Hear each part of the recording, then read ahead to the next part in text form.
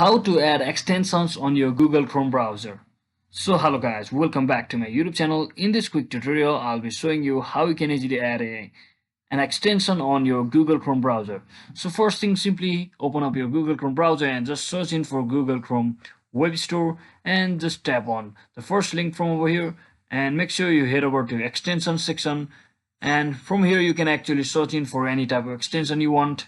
So let's say I want file converter or something like that, so I will just search it for extension something called online file converter, so which will just copy or convert my any type of file like PDF, image and audio document to other formats. So I'll just tap on the add to Chrome button over here and just click on this add extension button over here, and once I do that, you'll have to wait for some time for it to successfully download and installed on your device. And as you can see, it has quickly been installed. And to pin it on your extension, you can simply tap on this puzzle looking icon and just click on this extension which you have just downloaded and pin it by simply clicking on this button, pin button over here. You can also unpin it later on.